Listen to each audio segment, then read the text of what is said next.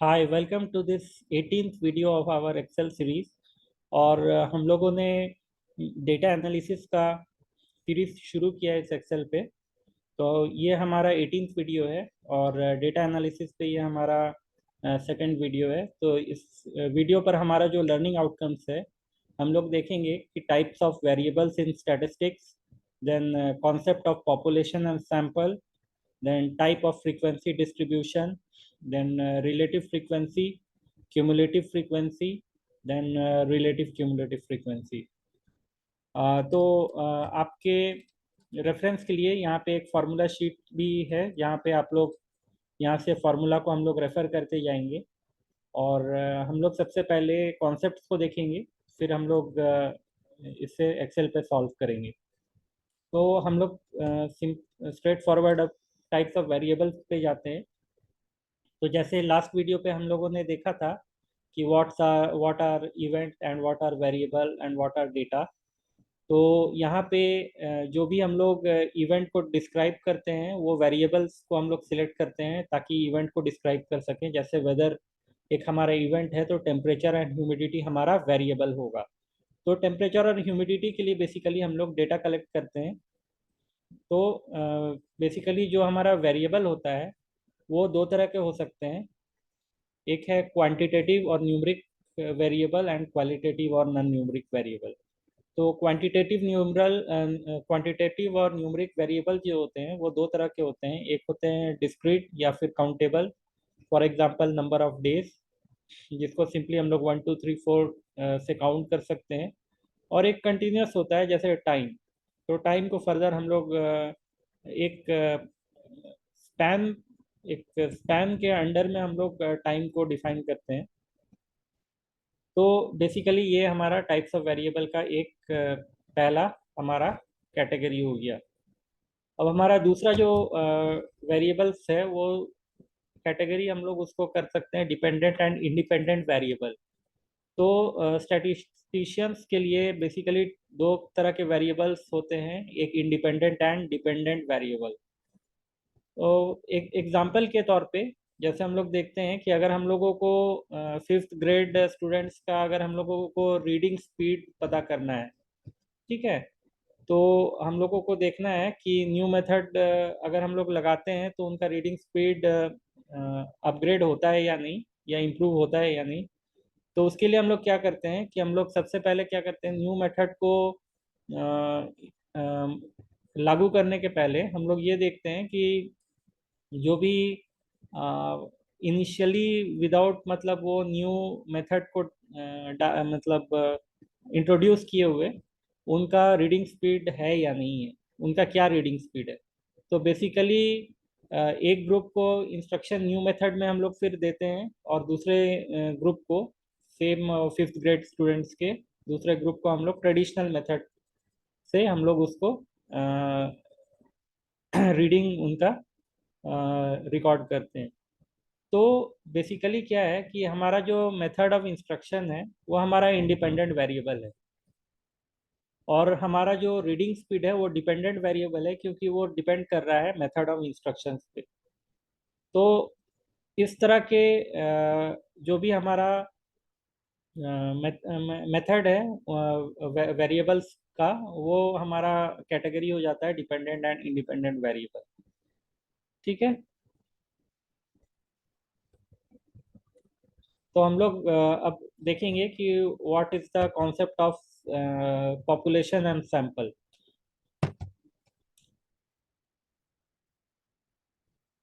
ठीक है। तो हम लोगों को क्या है कि हम लोग कोई भी सैंपल अगर लेते हैं तो हम लोग बेसिकली क्या करते हैं कि हम लोगों को जो पॉपुलेशन है उसका कैरेक्टरिस्टिक को हम लोगों को पता करना है। तो हम लोग बेसिकली सैंपल, क्योंकि पॉपुलेशन काफ़ी बड़ा होता है, और हर समय ये पॉसिबल नहीं है कि एंटायर पॉपुलेशन को हम लोग ऑब्जर्व करें। तो उसके लिए हम लोग क्या करते हैं कि हम लोग एक सैंपल लेते हैं। तो बेसिकली सैंपल एंटायर पॉपुलेशन का पूरा का डेटा का सैंपल लेना काफ़ी एक्सपेंसिव भी होता है। तो हम लोग एक सैंपल लेते हैं इस प्रॉब्लम को सॉल्व करने के लिए। तो सैंपल को बेसिकली हम लोग बोल सकते हैं कि वो सबसेट है पॉपुलेशन का। ठीक है। और एक दूसरी बात है कि जो भी मतलब स्टैटिस्टिशियन का जो काम होता है, तो वो उनको क्या है कि सैंपल्स का फाइंडिंग्स को डिसीजन से वो लोग क्या करते हैं कि पॉपुलेशन को प्रेडिक्ट करते हैं। ठीक है, तो ये स्टैटिस्टिशियंस का ये काम होता है। तो पॉपुलेशन क्या होता है कि population consist of all the elements that are being studied. ठीक है, वो सारे के सारे एलिमेंट्स होते हैं। फॉर एग्जांपल कि हम लोगों को अगर मैथ्स का स्कोर का कॉलेज कैंपस पे फ्रेशर्स जितने भी है, तो उनका हम लोगों को मैथ्स का स्कोर का डिस्ट्रीब्यूशन अगर पता करना है, तो उसके लिए हम लोग क्या करेंगे कि हम लोग सारे के सारे जितने भी फ्रेशर है उनका हम लोग सैंपल लेंगे। तो ये हमारा क्या हो गया कि ये पूरा पॉपुलेशन को हम लोगों ने फ्रेशर्स का पॉपुलेशन, क्योंकि हमारा यहाँ पे जो इवेंट है वो हम लोगों का फ्रेशर्स का मैथ्स का स्कोर का डेटा हम लोगों को कलेक्ट करना। तो इसके लिए हम लोग क्या है कि हम लोग फ्रेशर्स जितने हैं उनको पॉपुलेशन मान लेते हैं, और हर एक फ्रेशर्स का हम लोग स्कोर्स को लेंगे। फिर नेक्स्ट है हमारा सैंपल। तो सैंपल क्या है कि पॉपुलेशन का सबसेट है, जैसे हम लोग अभी देखे थे डायग्राम पे। तो बेसिकली क्या है कि हम लोग पूरे के पूरे मान के चलते हैं कि बहुत बड़ा, अगर बहुत ज़्यादा फ्रेशर्स है, बहुत बड़ा कैंपस है, बहुत बड़ा कॉलेज है, या जितने भी कॉलेजेस है एक सिटी पे, उसका हम लोगों को लेना है सैंपल। तो हर एक फ्रेशर का हर एक कॉलेज से लेना पॉसिबल नहीं होगा। तो उसके लिए हम लोग क्या करेंगे कि हम लोग एक हर एक हम लोग मान के चलते हैं कि 10th फ्रेशर मैन जो भी कॉलेज के होंगे, उनका हम लोग अल्फ़ाबेटिकली मैथ्स का स्कोर को हम लोग रिकॉर्ड करेंगे। तो ये हो गया हमारा सैंपल। तो सैंपल बेसिकली क्या होता है, पॉपुलेशन का सबसेट होता है। ठीक है, तो अब नेक्स्ट टर्मिनोलॉजी है हमारा सेंसस। तो सेंसस क्या होता है कि ये सैंपल होता है एंटायर पॉपुलेशन का। ठीक है, तो जैसे हम लोगों ने पॉपुलेशन में देखा था कि हर एक फ्रेशरमैन का हम लोगों ने मैथ्स का जो स्कोर है उसको हम लोगों ने डेटा कलेक्ट किया था। तो वो क्या हो गया कि हमारा सेंसस हो गया, क्योंकि हमारा जो इवेंट है वो है हमारा फ्रेशरमैन का मैथ्स का स्कोर। तो जो पॉपुलेशन से रिलेटेड है, एंटायर पॉपुलेशन से, वो उसको हम लोग बोलते हैं सेंसस। अब नेक्स्ट है कि पॉपुलेशन और सैंपल का कैरेक्टरिस्टिक्स। ठीक है, तो बेसिकली क्या है कि जो पॉपुलेशन का कैरेक्टरिस्टिक्स होता है उसको हम लोग पैरामीटर बोलते हैं, और जो सैंपल का कैरेक्टरिस्टिक होता है उसको हम लोग स्टैटिस्टिक्स बोलते हैं। ठीक है, तो पैरामीटर क्या होता है कि अ parameter is a characteristics of a और फैक्ट अबाउट द पॉपुलेशन। ठीक है, जैसे अगर हम लोग जितने भी फ्रेशमैन जितने भी फ्रेशर्स थे कॉलेज के, तो एंटायर पॉपुलेशन का हम लोगों ने क्या किया था कि मैथ्स का स्कोर फ्रेशरमैन जितने भी फ्रेशर्स थे कॉलेज के, हर एक का हम लोगों ने सैंपल लिया था। ठीक है, मैथ्स के स्कोर का स्कोर लिया था। तो वो क्या हो गया कि उसका जो भी एवरेज आएगा तो वो हमारा क्या हो गया, पैरामीटर कहलाएगा, क्योंकि वो एंटायर पॉपुलेशन का एवरेज है। लेकिन स्टैटिस्टिक क्या है कि ये बताता है कैरेक्टरिस्टिक्स और फैक्ट अबाउट द सैंपल। ठीक है, ये नेचर बताता है सैंपल का। तो बेसिकली जैसे हम लोगों ने हर एक 10th फ्रेशरमैन का सैंपल लिया था, तो उस पर अगर हम लोग एवरेज करते हैं तो वो हमारा क्या बताएगा कि सैंपल का वो स्टैटिस्टिक्स बताएगा। ठीक है, वो स्टैटिस्टिक्स कहलाएगा, एवरेज जो भी हम लोगों ने मैथ स्कोर हर 10th फ्रेशरमैन का अगर हमने जो भी स्कोर लिया उसका एवरेज करेंगे तो इस तरह से क्या है कि हमारा पैरामीटर और स्टैटिस्टिक्स दोनों कैरेक्टरिस्टिक बताता है पॉपुलेशन एंड सैंपल का रिस्पेक्टिवली। ठीक है, तो बेसिकली क्या है कि characteristics of the population is like the population average is called the parameter, and characteristics of sample like sample average is called statistics. ठीक है, when you confide your field of view to the sample, your statistics are descriptive। ठीक है, तो अगर हम लोग सिर्फ sample का अगर हम लोग एवरेज लेते हैं तो वो हमारा डिस्क्रिप्टिव स्टैटिस्टिक्स कहलाता है। लेकिन अगर हम लोग इस जो भी हमारा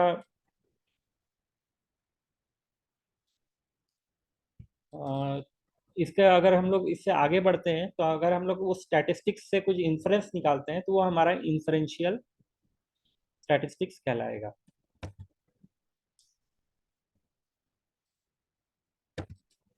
ठीक है, अब हम लोग क्या है कि जो भी सैंपल ले रहे हैं वो अनबायस्ड होना चाहिए, मतलब वो कोई फ्री फ्रॉम, मतलब बायस बायस नहीं होना चाहिए उसमें। ठीक है, तो उसके लिए हम लोग क्या करते हैं, अनबायस्ड सैंपल को हम लोग रैंडम सैंपल कहते हैं।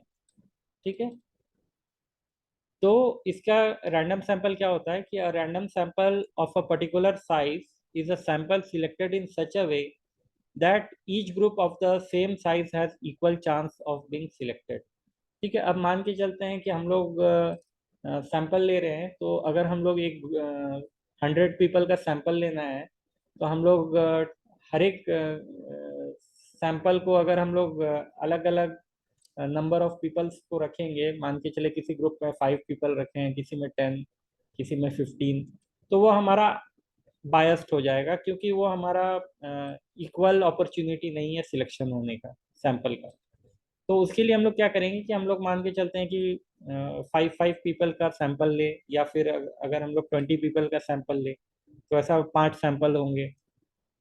तो उसका फिर हम लोग स्टैटिस्टिक्स, जो भी कैरेक्टरिस्टिक्स उसका है स्टैटिस्टिक, वो हम लोग फाइंड आउट करें, तो वो हमारा क्या होगा कि वो अनबायस्ड होगा, तो वो हमारा रैंडम सैंपल कहलाएगा। ठीक है, तो हमारा बेसिकली क्योंकि टारगेट है कि जो भी सैंपल ले रहे हैं, तो उससे हम लोग पॉपुलेशन को प्रेडिक्ट करें या उसका इन्फ्लुएंस निकालें। तो हमारा जो अब नेक्स्ट टॉपिक है वो है फ्रीक्वेंसी डिस्ट्रीब्यूशन। तो बेसिकली हम लोगों को क्या है कि frequency distribution is an organization of the raw data in tabular form using class और interval and frequencies। ठीक है, तो बेसिकली क्या है कि हम लोग देखेंगे इसको एग्जांपल के साथ। तो फ्रीक्वेंसी डिस्ट्रीब्यूशन बेसिकली 3 तरह के होते हैं। एक पहला होता है कैटेगरिकल, जो कि क्वालिटेटिव फ्रीक्वेंसी डिस्ट्रीब्यूशन होता है। फिर क्वांटिटेटिव फ्रीक्वेंसी डिस्ट्रीब्यूशन 2 तरह के होते हैं, grouped and ungrouped frequency distribution.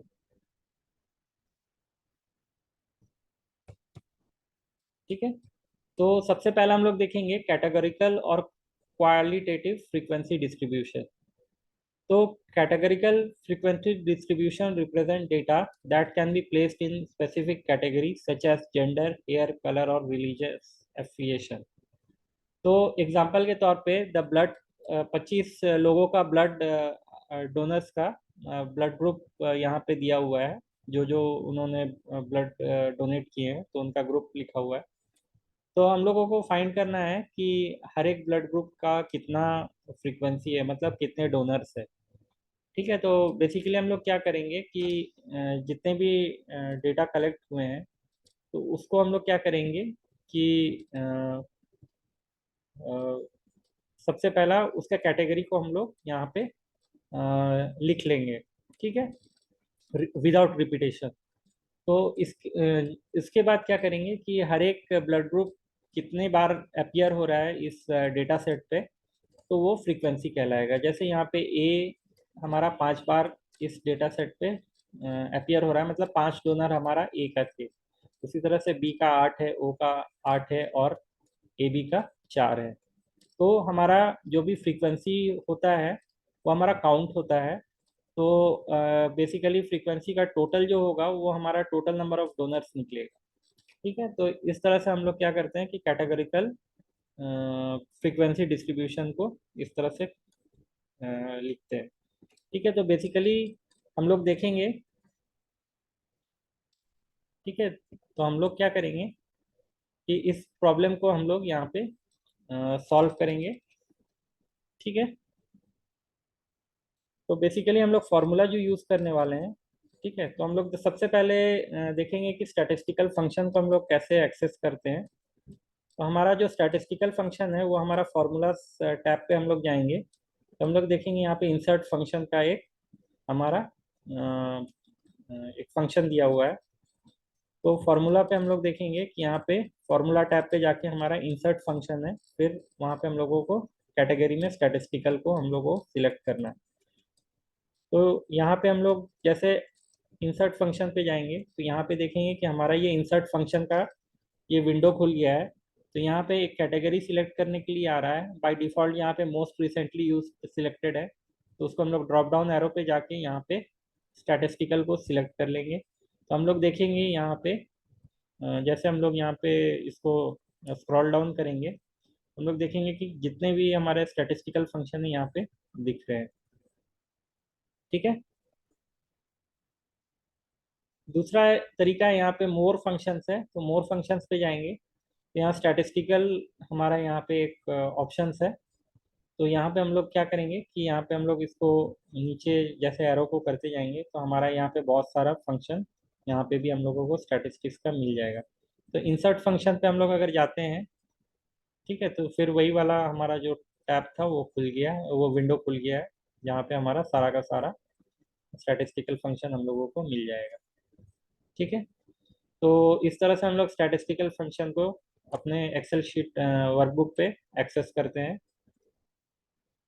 तो हम लोग यहाँ पे बेसिकली फ्रीक्वेंसी के लिए, फ्रीक्वेंसी का हमारा एक फंक्शन है, तो उसके लिए हम लोग इक्वल टू फ्रीक्वेंसी, और इसमें दो तरह के आर्ग्यूमेंट्स होते हैं, एक डेटा एरे होता है और एक बिन एरे होता है। तो डेटा एरे क्या होता है कि हमारा जो डेटा सेट है, जो हम लोगों ने वेरिएबल्स का डेटा कलेक्ट किया है, तो वो हमारा डेटा, जितना भी डेटा हमने कलेक्ट किया है वो हमारा डेटा एरे कहलाएगा। और बिन एरे जो होता है वो क्या है कि हम लोगों ने उस डेटा एरे को जो हम लोगों को जो भी इंटरवल या ग्रुप बनाकर उस ग्रुप का फ्रीक्वेंसी निकालना है, तो वो हमारा बिन एरे कहलाता है। ठीक है। तो एरेज बेसिकली क्या है, हम लोगों को यहाँ पे एरेज का भी यूज़ करना है। पिछले वीडियो में हम लोगों ने एरेज को भी देखा था। तो बेसिकली एरेज क्या होता है कि एक डेटा का सेट होता है जिसपे हम लोग अगर कंट्रोल शिफ्ट और एंटर सिलेक्ट करके करते हैं तो वो एरे में कन्वर्ट हो जाता है। ठीक है। तो कोई भी एरे से हमारा क्या होता है कि मल्टीपल हमारा जो भी कैलकुलेशन होता है उसको करने करने के लिए हम लोगों को एरे यूज़ करना होता है। ठीक है। जो कि हम लोगों का विदाउट एरे यूज़ करके नहीं होगा। हम लोग इसको एग्जांपल से देखेंगे। तो एरे को यूज़ करने के लिए सबसे पहला स्टेप है कि हर एक सेल को सिलेक्ट करना है, यहाँ पे हम लोगों को फार्मूला अप्लाई करना है, और उसके बाद फार्मूला को टाइप करने के बाद फार्मूला को कंट्रोल शिफ्ट और एंटर हम लोग प्रेस करेंगे कीबोर्ड से, तो वो सारे के सारे जितने भी सेल सिलेक्ट करके हम लोगों ने फार्मूला का टाइप किया वहाँ पे वो फार्मूला अप्लाई हो जाएगा। तो हम लोग बेसिकली फ्रीक्वेंसी फंक्शन को यूज़ करने वाले हैं और एरे का कॉन्सेप्ट को यूज़ करने वाले हैं। तो ग्रुप डेटा में हम लोग क्वालिटेटिव डेटा पे चलते हैं सबसे पहले। तो ये हमारा अनग्रुप डेटा है। ठीक है। तो हम लोग बेसिकली यहाँ पे हम लोगों को क्लास फाइंड आउट करना है। तो ये हमारा डेटा सेट है। तो सबसे पहले हम लोग क्या करेंगे कि इसको हम लोग सिलेक्ट कर लेंगे, सारे के सारे डेटा सेट्स को। ठीक है। और इसको कंट्रोल सी से कॉपी करेंगे और हम लोग कहीं पे भी इसको इस जगह पे हम लोग इसको पेस्ट कर देते हैं। ठीक है। और एंटर करेंगे। तो ये हमारा क्या है कि ये अब सिलेक्ट हो गया हमारा सारा का सारा जितना भी हमारा डेटा सेट था। अब इसको क्या करना है कि इसको हम लोग को सबसे पहले डेटा टैब पे जाना है, और यहाँ पे हम लोगों को रिमूव डुप्लीकेट्स है, क्योंकि हम लोग को सिंगल सारा का सारा क्लास चाहिए, तो इसको हम लोग रिमूव डुप्लीकेट्स करेंगे। तो यहाँ पे क्या करेंगे कि इस तरह का रिमूव डुप्लीकेट वार्निंग खुलेगा तो continue with the current selection कर देंगे और रिमूव डुप्लीकेट्स प्रेस करेंगे। तो यहाँ पे कॉलम सी सिलेक्टेड है क्योंकि हम लोगों ने सी कॉलम पे इसको कॉपी किया था। तो इसको हम लोग क्या करेंगे, इसको पेस्ट किया था, तो इसके लिए हम लोग यहाँ से सिंपली इसको ओके कर देंगे। तो हम लोग देखेंगे कि इस तरह से हमारा जो रिमूव डुप्लीकेट रिमूव होकर आ गया है। तो बेसिकली हम लोग क्या करते हैं कि इसको हम लोग यहाँ पे कॉपी कर लेते हैं और यहाँ पे इस क्लास में हम लोग इसको पेस्ट कर देंगे। ठीक है। कलर बेसिकली चला गया है क्योंकि हम लोगों ने वो कॉपी किया है यहाँ से, तो फॉर्मेट भी कॉपी हो गया है। अब इसको हम लोग यहाँ से डिलीट कर देते हैं। ठीक है। तो अब ये जो हमारा क्लास हमारा बन गया है। ठीक है। तो ये क्योंकि ग्रुपिंग कुछ नहीं है इसमें, ये अनग्रुप्ड है, हमारा क्वालिटेटिव डेटा है। तो ये हमारा क्लास क्या है, अनग्रुप, हमारा अनग्रुप्ड है। ठीक है। तो अब बेसिकली हम लोग क्या करेंगे कि इसका फ्रीक्वेंसी निकालने के लिए सबसे पहले हम लोग एरे का कॉन्सेप्ट को यूज़ करेंगे। तो जैसे हम लोग फॉर्मूला पे देखे थे कि फॉर्मूला अप्लाई करने के पहले हम लोगों को क्या करना है कि जहाँ जहाँ हम लोग को फ्रीक्वेंसी निकालना है तो उस रेंज को हम लोग को सिलेक्ट कर लेना। तो बेसिकली हम लोगों का E4 से लेके E7 तक ये वाला E हमारा कॉलम है, तो इसको हम लोग सिलेक्ट कर लेंगे। अब यहाँ पे हम लोग क्या करेंगे, इक्वल टू हम लोग टाइप करेंगे फ्रीक्वेंसी।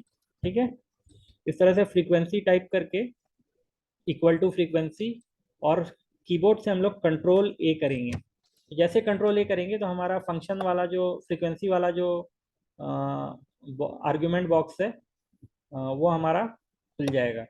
तो इसमें सबसे पहला हमारा पूछ रहा है, ठीक है, सबसे पूछ रहा है डेटा एरे। सबसे पहला आर्ग्यूमेंट इसमें डेटा एरे है और दूसरा आर्ग्यूमेंट हमारा बिन एरे। तो डेटा एरे बेसिकली हमारा जो डेटा कलेक्ट हुआ है, जो डेटा का ग्रुप है वो है। तो ये हमारा बेसिकली ये वाला जो ब्लड ग्रुप है इसको हम लोग सिलेक्ट कर लेंगे, पूरा का पूरा जितना भी हमारा डेटा है। ठीक है, और बिन एरे जो है हमारा, बिन एरे को हम लोग बेसिकली जो हम लोगों ने डुप्लीकेट्स रिमूव करके जो क्लास बनाया है, तो बिन एरे हम लोग यहाँ से सिलेक्ट कर लेंगे। ठीक है, तो इस तरह से हम लोगों को बिन एरे हमारा क्लास जो भी है या जो हमारा ग्रुप डेटा अगर रहता तो ये हमारा इंटरवल कहलाता। यहाँ पे क्योंकि ये क्वालिटेटिव है, अनग्रुप्ड है। ठीक है, तो ये हमारा क्लास जो भी हम लोगों ने बनाया है जिसका हम लोगों को फ्रीक्वेंसी निकालना है, तो वो हमारा बिन एरे हो गया। और डेटा एरे हमारा पूरा का पूरा डेटा जो हम लोगों ने कलेक्ट किया है ब्लड ग्रुप का, वो हमारा डेटा एरे हो गया। तो अब अगर हम लोग इसको बिना एरे का यूज़ किए हुए अगर हम लोग सिंपली इसको ओके करते हैं तो हम लोग देखेंगे कि क्या प्रॉब्लम है। ठीक है, तो हम लोग यहाँ पे अभी एरे को यूज़ नहीं कर रहे हैं। एरे को यूज़ करने के लिए हम लोग को कंट्रोल शिफ्ट एंटर करना है, यहाँ पे ओके नहीं करना है। तो इसको हम लोग क्या करेंगे, सिंपली ओके करेंगे। तो हम लोग देखेंगे कि यहाँ पे हमारा जो भी हमारा फ्रीक्वेंसी है वो गलत दिखा रहा है। ठीक है, मीन्स ये हमारा कैलकुलेशन भी नहीं हुआ है। तो हम लोग क्या करेंगे, इसको डिलीट करके हम लोग क्या करेंगे कि फिर से सिलेक्ट करेंगे। अब यहाँ पे equal to frequency control A. ठीक है, डेटा एरे को हम लोग क्या करेंगे कि यहाँ पे डेटा एरे को हम लोग सिलेक्ट कर लेते हैं, पूरा डेटा रेंज को 25 डोनर्स का। और यहाँ पे बिन एरे में हम लोग जाकर स्क्रॉल अप करेंगे और बिन एरे में यहाँ पे हम लोग इसको सिलेक्ट कर लेंगे। अब हम लोग सिलेक्ट करने के बाद हम लोग कीबोर्ड से कंट्रोल शिफ्ट और एंटर दाबेंगे। ठीक है, तो हम लोग देखेंगे कि यहाँ पे बेसिकली क्या है कि हमारा कुछ भी यहाँ पे डेटा जो भी है गलत आ रहा है। तो बेसिकली क्या है कि जो भी हम लोगों को फ्रीक्वेंसी निकालना है वो हम लोग के लिए न्यूमेरिकल वैल्यू का ही फ्रीक्वेंसी निकलेगा। यहाँ पे जो भी हमारा क्वालिटेटिव डेटा है उसको हम लोगों को यहाँ से फ्रीक्वेंसी इस तरह से नहीं निकाल सकते हैं। तो उसको, इस फ्रीक्वेंसी को निकालने के लिए हम लोग बेसिकली क्या करेंगे, काउंट फंक्शन का यूज़ करेंगे, काउंटिफ फंक्शन। ठीक है, तो बेसिकली काउंटिफ फंक्शन के लिए हम लोग क्या करेंगे, इक्वल टू काउंटिफ। ठीक है, फिर कंट्रोल ये करेंगे। तो यहाँ पे देखेंगे कि हमारा दो रेंज है, रेंज और दो आर्ग्यूमेंट्स है, रेंज एंड क्राइटेरिया। तो रेंज जो हमारा है ये ब्लड ग्रुप का रेंज हो गया। ठीक है, इसको हम लोग सिलेक्ट कर लेंगे और इसको क्या करेंगे कि हम लोग लॉक करेंगे। ठीक है, वो हम लोग बताएंगे कि क्यों लॉक कर रहे हैं। फिलहाल के लिए इसको हम लोग सिलेक्ट कर लेंगे रेंज वाले को, जो B2 टू B25 हमने इस रेंज को सिलेक्ट किया रेंज में, जो हमारा डेटा रेंज है, और इसको हम लोग F4 करेंगे। तो क्या होगा कि ये हमारा, ये जो पूरा का पूरा हमारा डेटा सेट था वो लॉक हो गया। अब क्या है कि इसका कॉलम, इसका कॉलम या रो दोनों लॉक हो गया है, तो कॉलम भी चेंज नहीं होगा, रो भी चेंज नहीं होगा। ठीक है, क्योंकि F4 से हमारा डॉलर साइन हर एक कॉलम और रो पे लग गया है। क्राइटेरिया पे क्या होगा, सबसे पहला क्राइटेरिया हमारा ए। ठीक है, तो ये हमारा पहला क्राइटेरिया है। तो यहाँ पे इसको ओके करेंगे। तो हम लोग क्राइटेरिया में, क्योंकि ये क्लास को लिया है, पहला क्लास को, जो कि हमारा सेल D4 है। ठीक है, तो हम लोगों को क्या करना था, ए का फ्रीक्वेंसी निकालना था, इस डेटा रेंज में कितने बार ए आ रहा है। ठीक है, तो इसको हम लोग ओके करेंगे। तो हम लोग देखेंगे कि यहाँ पे, सॉरी ये ए नहीं था, ये ए बी था। तो ए बी हमारा 4 टाइम्स आ रहा है, तो ये पहला बार यहाँ पे ए बी है, फिर यहाँ पे दूसरा बार है, तीसरा बार है, और ये चौथा बार हमारा ए बी है। तो इस तरह से हमारा क्या हुआ कि ये हमारा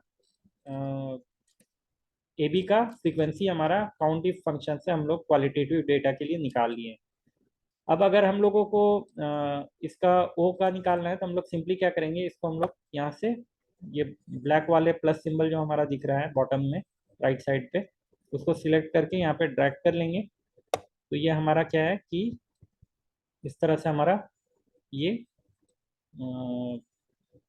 फ्रीक्वेंसी हमारा हर एक क्लास का जो भी हमारा ब्लड ग्रुप था उसका हम लोगों को काउंटिंग फंक्शन से मिल गया। तो हम लोग एक चीज़ देखेंगे कि पहला में फॉर्मूला पे हम लोगों ने जो B2 से B25 को लॉक किया था, तो यहाँ पे पहला जो हमारा क्राइटेरिया था वो D4 था, जो कि हमारा ये AB वाला सेल था।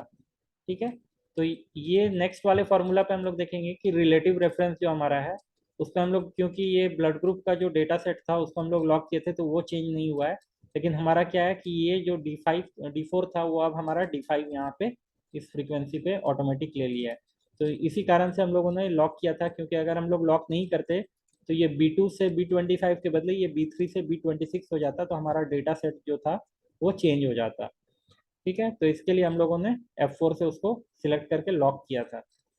तो इस तरह से हमारा फ्रीक्वेंसी हर एक का आ गया है। तो अब फ्रीक्वेंसी का जो भी टोटल है तो इसको हम लोग सम करते हैं।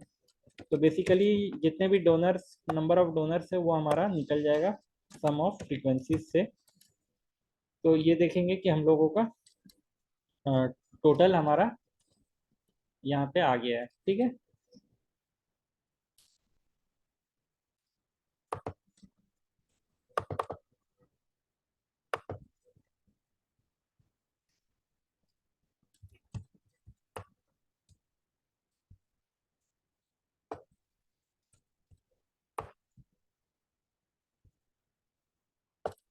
यहाँ पे एक फॉर्मूला में गलती हुआ है, ये B2 से B26 होगा हमारा सिलेक्शन।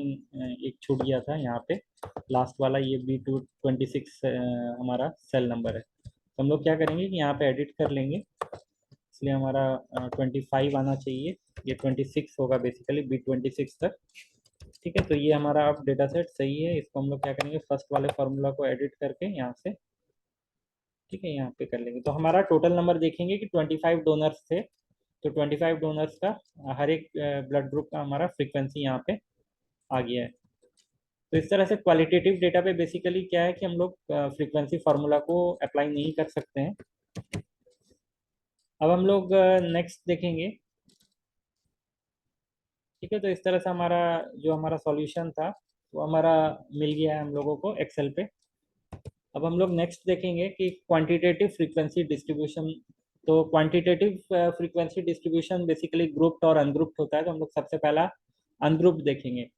तो an ungrouped frequency distribution simply lists the data value with the corresponding number of times or frequency count with which each values occur। ठीक है, जैसे हमारा ये एग्जांपल के तौर पे ये हमारा एक मैन्युफैक्चरिंग प्रोसेस है। तो डे वन में हमारा जितना भी मैन्युफैक्चरिंग हो रहा है, तो ये एक्चुअली डेज का नंबर है, first day, second day, third day, fourth day. तो हम लोग कितना डिफेक्टिव हमारा मैन्युफैक्चरिंग जो भी हम मैन्युफैक्चर करें तो उसमें कितना डिफेक्ट निकल रहा है।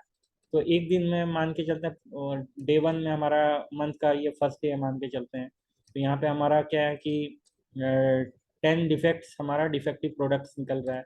तो सेकेंड डे में भी 10 डिफेक्टिव प्रोडक्ट्स है, थर्ड डे में भी हमारा 6 है। तो इस तरह से हर एक डे का अलग अलग डिफेक्ट्स है। तो हम लोगों को पता करना है कि कितना भी डिफेक्ट्स है, तो कितना डिफेक्ट्स कितने 25 दिन अगर हम लोग मैन्युफैक्चरिंग करते हैं तो हमारा नंबर ऑफ डिफेक्ट्स कितने बार मतलब हुआ है।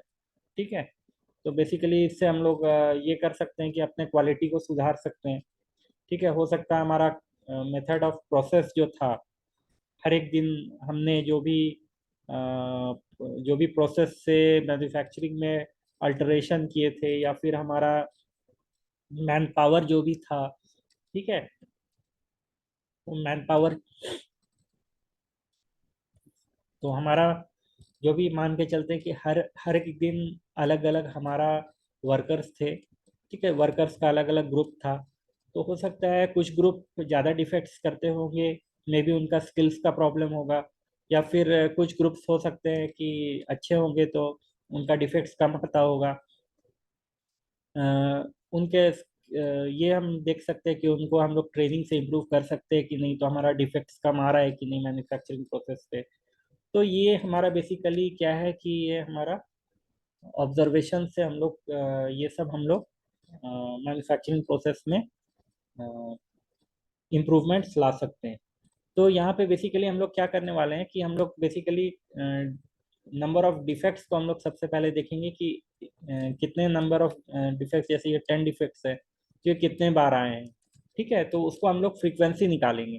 तो बेसिकली यहाँ पे क्लास डिफेक्ट्स जो है हमारा, उसको हम लोग बेसिकली यहाँ पे इस तरह से क्लास में नंबर ऑफ डिफेक्ट्स को सिंपली हम लोग बिना ग्रुपिंग किए, ठीक है, सिंपल जितना भी यहाँ पे डिफेक्ट्स का कैटेगरी है, जैसे 10 है, 6 है, 12 है, तो इसको हम लोग सिंपली क्लास डिफेक्ट्स करके यहाँ पे हम लोग नोट डाउन कर लेंगे। और वो हर एक डिफेक्ट्स कितने बार हुए हैं तो उसको हम लोग देख लेंगे। ठीक है, तो अब इसको हम लोग एक्सेल पे कैसे सॉल्व करेंगे। तो हम लोग अनग्रुप डेटा वाले शीट पर चलेंगे। यहाँ पे हम लोग सबसे पहले क्लास डिफेक्ट्स को देखेंगे। ठीक है, तो हम लोग बेसिकली जो भी हमारा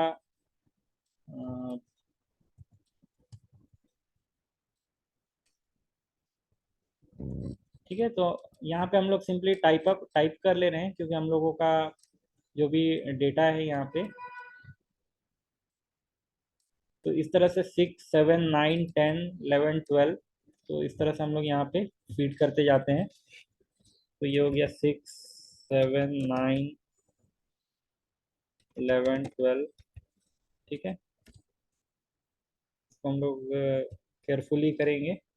6, 7, 9, 10, 11, 12 है, तो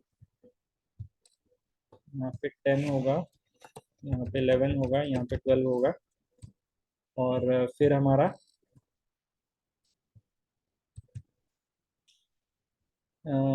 12 के बाद 14, 16, 20 और 21।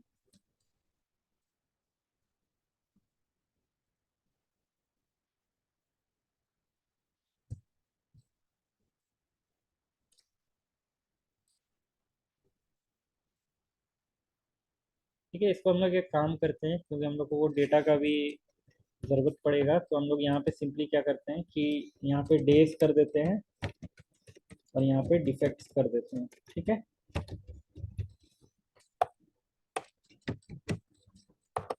तो डेज बेसिकली 1 to 25 है हमारा,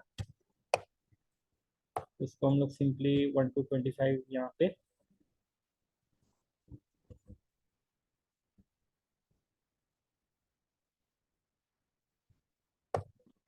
ठीक है, इस तरह से हम लोग 1 to 25 नंबर ऑफ डेज कर देते हैं। और डिफेक्ट्स जो है हमारा, उसको हम लोग सिंपली 10, 10, 6, 12, 6,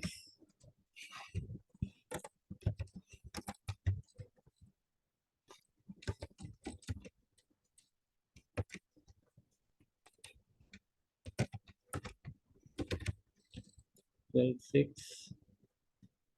9, 16, 20, 11, 20, 11,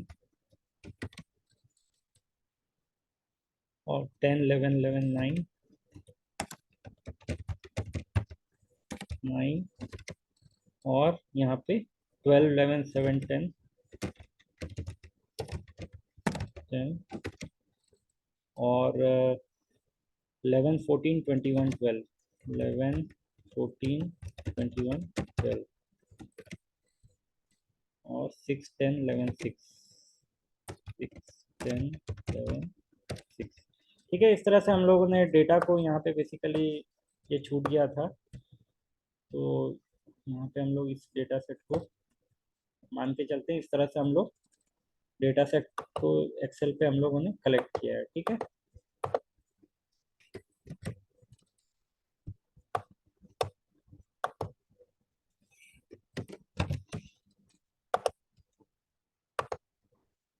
हाँ, ठीक है, तो इस तरह से हम लोग ने कलेक्ट कर लिया है डेटा सेट को। तो हम लोग एक और एक्सेल यहाँ पे शीट कॉलम को इंसर्ट कर लेंगे। ठीक है, ताकि हम लोग इसको, तो हम लोग क्या करेंगे कि सबसे पहले इसको सिलेक्ट कर लेंगे जितने भी हमारा डिफेक्ट्स है।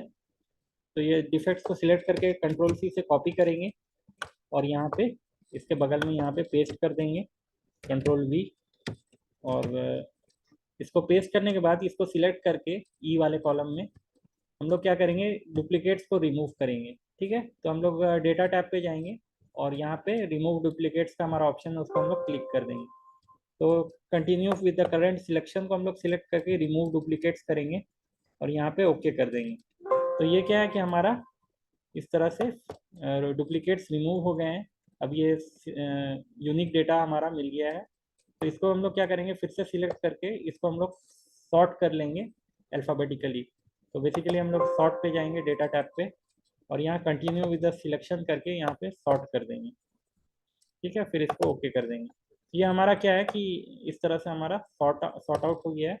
इसको कट करके कंट्रोल एक्स से यहाँ पे पहला सेल पे जाके कंट्रोल वी करेंगे। तो ये हमारा क्या है कि अब जो हमारा जितना भी ऑब्जर्वेशन था डिफेक्ट्स का, वो हमारा ये क्लास बन गया है यहाँ पे। ठीक है, तो ये हमारा ग्रुपिंग नहीं है, क्योंकि हम लोग सिंपली क्या कर रहे हैं कि इसको हम लोग फिल्टर कर लिए हैं, सॉर्ट आउट मीन्स डुप्लीकेट्स हटाकर इसको हम लोग अल्फ़ाबेटिकली सॉर्ट आउट कर लिए हैं।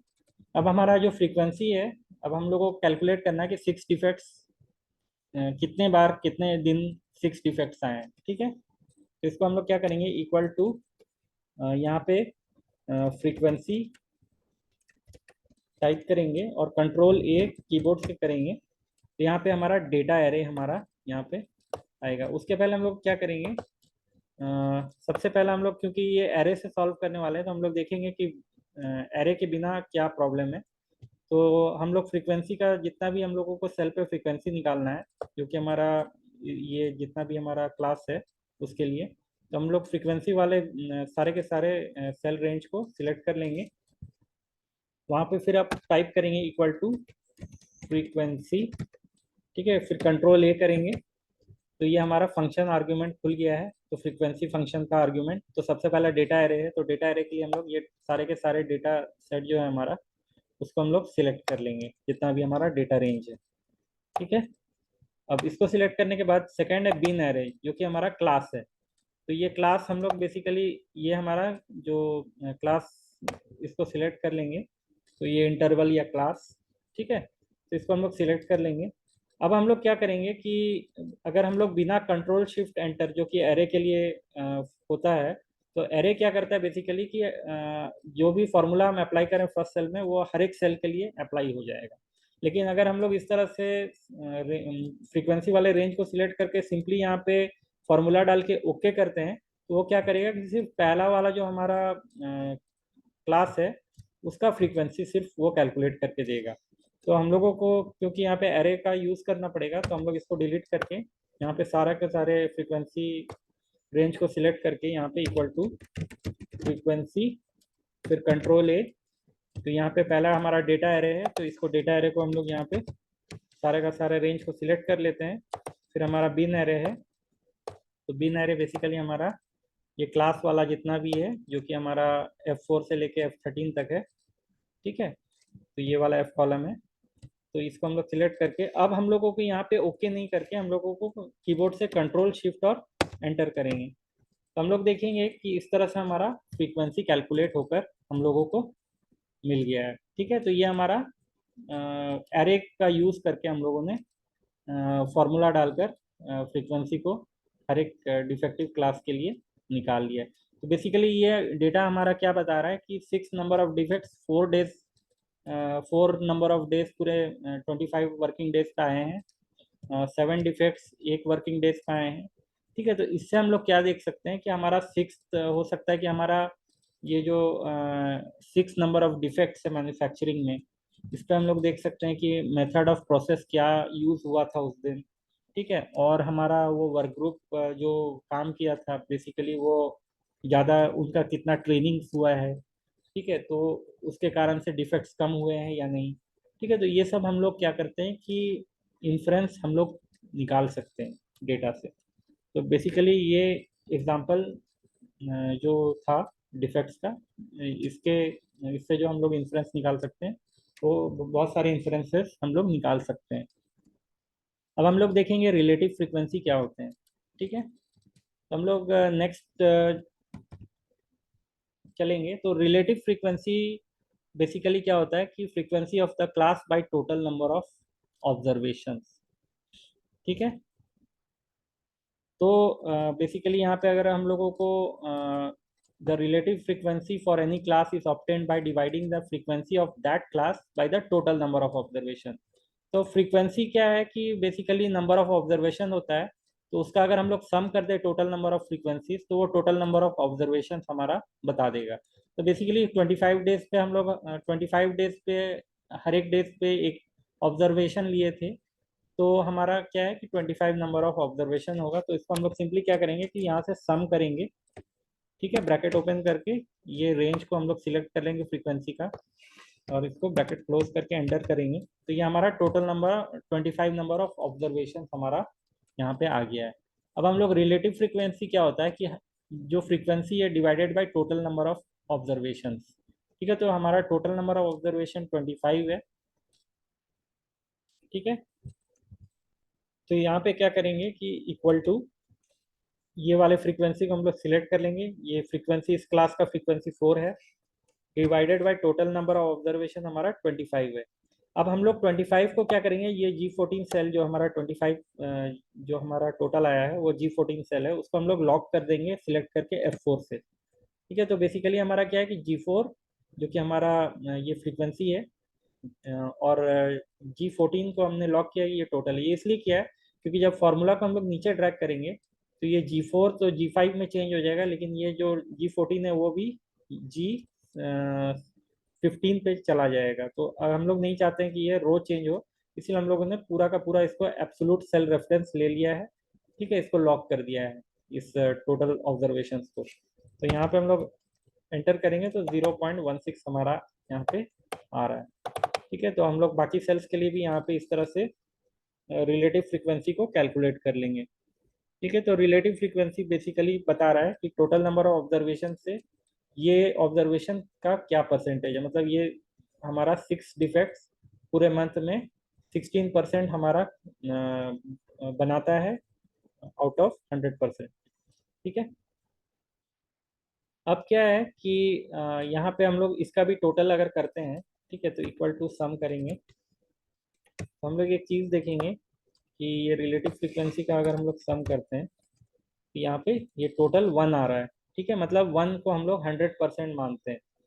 ठीक है, तो 1 के रेफरेंस में ये 0.16 है, तो ये एक्चुअली 1 क्या है कि ये टोटल है। ठीक है, इसको हम लोग बेसिकली ब्लू कर देते हैं ताकि हम लोगों को ज़्यादा कंफ्यूजन ना हो, ज़्यादा क्लियर हो। ठीक है, तो ये हमारा रिलेटिव फ्रीक्वेंसी का जो टोटल होता है वो 1 होता है या 1 से कम होता है, वो डिपेंड करता है हम लोगों को कितने डेसिमल प्लेसेस ले रहे हैं। ठीक है, अब यहाँ पे हम लोगों को अगर परसेंटेज निकालना है कि ये 6 नंबर ऑफ डिफेक्ट्स पूरे मंथ में कितने परसेंटेज कंस्टिट्यूट करता है number of total number of जितने भी ऑब्जर्वेशन है उस पर, तो उसके लिए हम लोग क्या करना है, सिंपली इक्वल टू करके रिलेटिव फ्रीक्वेंसी इंटू 100 कर देंगे। ठीक है, तो ये हमारा 16% यहाँ पे आ गया है। ठीक है, तो उस तरह से हम लोग बाकी सेल्स के लिए भी कैलकुलेट कर लेंगे। ठीक है, तो इस तरह से हमारा ये परसेंटेज यहाँ पे हमारा कैलकुलेट हो गया है। अब हम लोग देखेंगे क्यूमुलेटिव फ्रीक्वेंसी। ठीक है, तो cumulative frequency for a specific value in a frequency table is the sum of the frequencies for all value at और बिलो द गिवन वैल्यू। ठीक है, तो बेसिकली क्यूमुलेटिव फ्रीक्वेंसी क्या बोल रहा है कि जो भी हमारा एक्सेल शीट पे देखते हैं, तो क्यूमुलेटिव फ्रीक्वेंसी जो है कि वो फ्रीक्वेंसी जो भी टेबल का है, तो पहला हमारा क्या है, फ्रीक्वेंसी 4 है, तो यहाँ क्यूमुलेटिव फ्रीक्वेंसी भी ये 4 होगा। लेकिन अब नेक्स्ट पे हम लोग जाएंगे, ये क्या हो जाएगा, 4 प्लस हमारा ये 1 हो जाएगा, ये 5 हो जाएगा। तो उसके लिए हम लोग क्या करेंगे कि यहाँ पे सिंपली इसको इक्वल टू इस फ्रीक्वेंसी को सिलेक्ट कर लेंगे और यहाँ पे प्लस करेंगे, और ये हमारा नेक्स्ट वाले सेल को सिलेक्ट कर लेंगे। ठीक है, बेसिकली यहाँ पे नहीं, पहला वाला हमारा G4 ही रहेगा। ठीक है, और दूसरा वाला जो हमारा रहेगा ये इक्वल टू क्या होगा, ये वाला सेल को सिलेक्ट कर लेंगे क्योंकि ये पहला फ्रीक्वेंसी है। या फिर अगर हम लोग यहाँ से नहीं करते हैं तो हम लोग सिंपली इसको इक्वल टू दिस प्लस हमारा ये सेल हो जाएगा। ठीक है, तो हम लोग इसको एंटर करेंगे तो हम लोग देखेंगे कि क्यूमुलेटिव फ्रीक्वेंसी यहाँ पे क्या हो गया कि 4+1, तो यहाँ हमारा क्यूमुलेटिव फ्रीक्वेंसी 5 हो गया है। तो इस तरह से हम लोग क्या करेंगे, यहाँ इसको ड्रैग कर लेंगे नीचे। ये हमारा क्यूमुलेटिव फ्रीक्वेंसी टोटल यहाँ पे दिखा रहा है। ठीक है, एक हुआ है फॉर्मूला पे। ठीक है, ये बेसिकली इक्वल टू क्या होगा हमारा,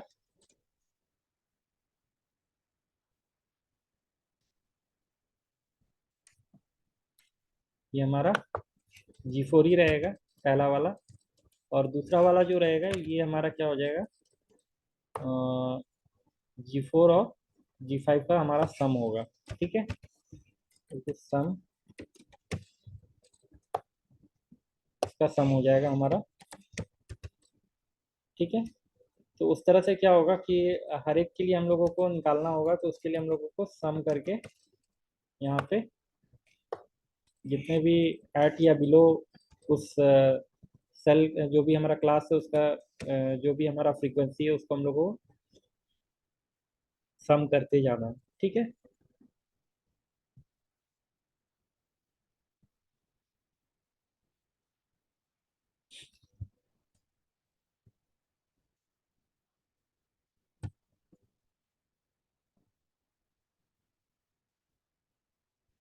ठीक है, तो हम लोग एक ट्राई करके देखते हैं। ठीक है, तो यहाँ पे अगर हम लोग G4 को मान के चलते हैं कि लॉक कर देते हैं,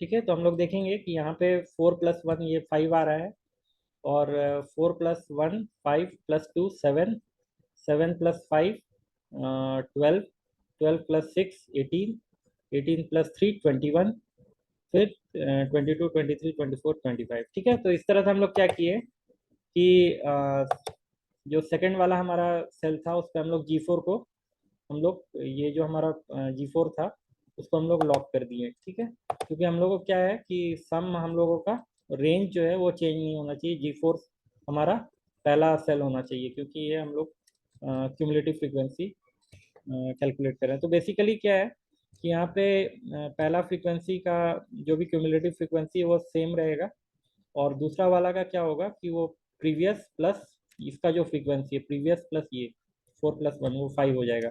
फिर अगर इस क्लास का हम लोगों को क्यूमुलेटिव फ्रीक्वेंसी निकालना है तो ये 2+1+4 होगा। तो जितना भी ऐट या बिलो है तो वो हमारा ऐड होकर ये हमारा टोटल क्यूमुलेटिव फ्रीक्वेंसी निकल जाएगा। तो हम लोग देखेंगे कि लास्ट वाला जो क्यूमुलेटिव फ्रीक्वेंसी है वो इक्वल टू हमारा टोटल नंबर ऑफ ऑब्जर्वेशन आएगा। ठीक है, तो उसी तरह क्या है कि relative cumulative relative frequency, the cumulative relative frequency for a specific value in a frequency table is the sum of the relative frequency for all value at or below the given value। तो वो same जैसे हम लोगों ने cumulative frequency निकाला था, तो basically क्या है उसी तरह से हम लोग क्यूमुलेटिव रिलेटिव फ्रीक्वेंसी भी निकालेंगे। तो हमारा क्या है कि ये इक्वल टू हमारा जो सेम ये वाला जो है वो हमारा रहेगा। ठीक है, अब नेक्स्ट जो है हमारा वो इक्वल टू क्या होगा, दिस, इसको हम लोग पहले लॉक कर लेंगे F4 से। ठीक है, फिर प्लस करेंगे, और ये हमारा ये वाला क्यूमुलेटिव फ्रीक्वेंसी को बेसिकली यहाँ पे सम ले लेते हैं, सम का रेट सम, इसको सिलेक्ट करके F4 से लॉक करके। ठीक है, फिर हम लोग यहाँ पे इसको इस तरह से J4 को हम लोग बेसिकली F4 से लॉक कर लेंगे।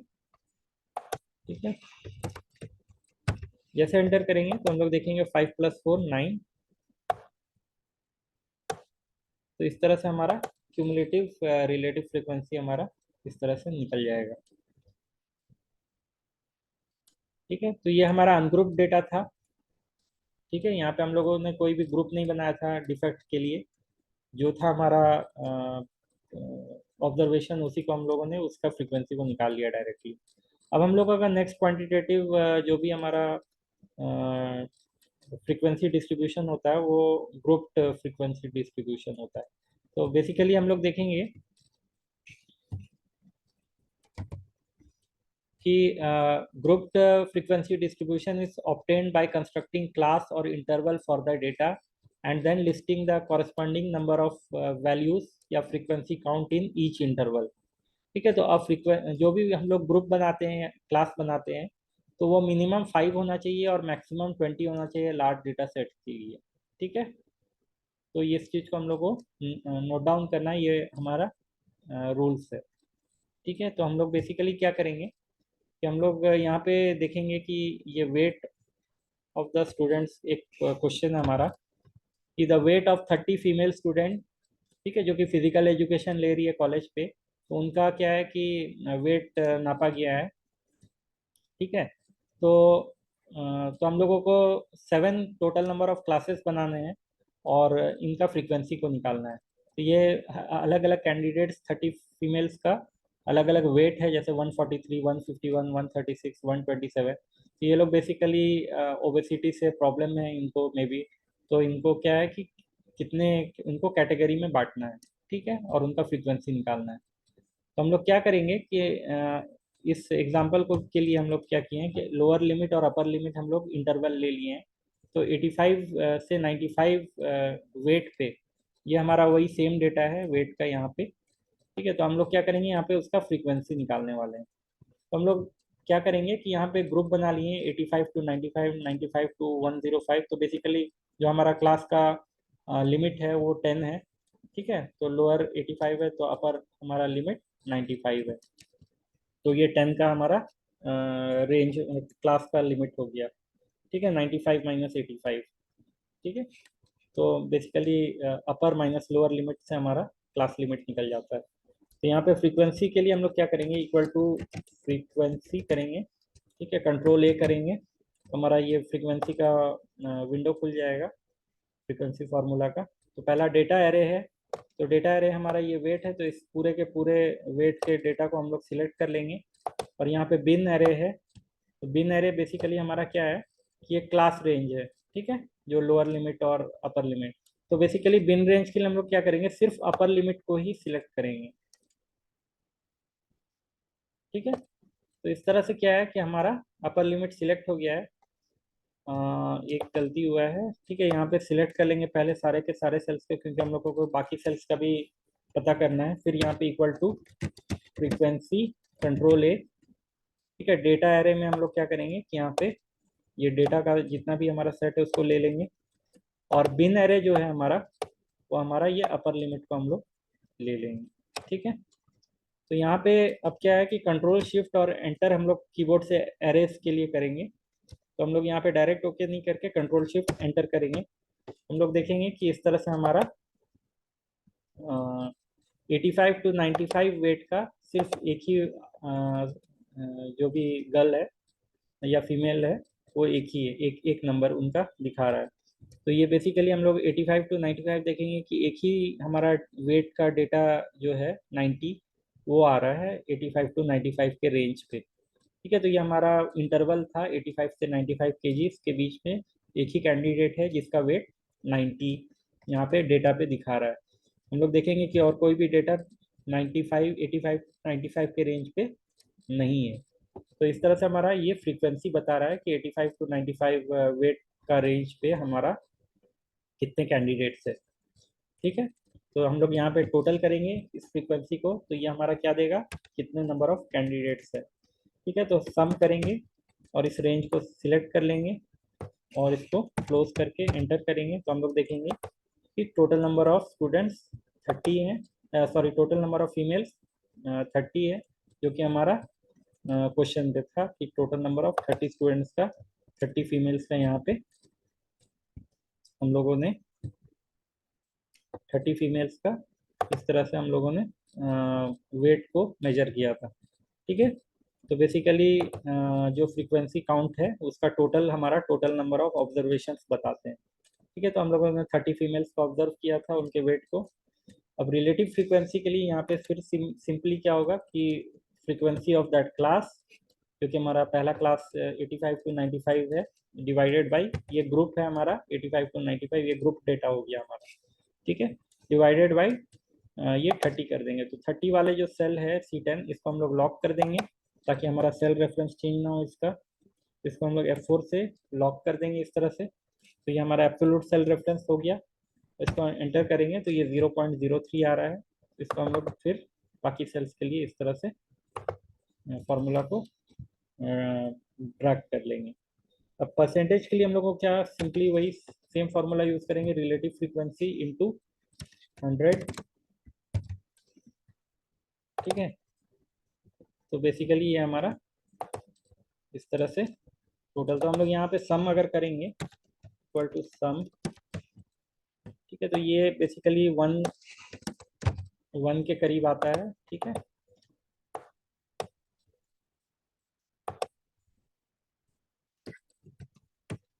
ठीक है, तो हम लोग देखेंगे कि ये हमारा रिलेटिव फ्रीक्वेंसी का टोटल 1 आ रहा है और परसेंटेज टोटल 100 दिखा रहा है।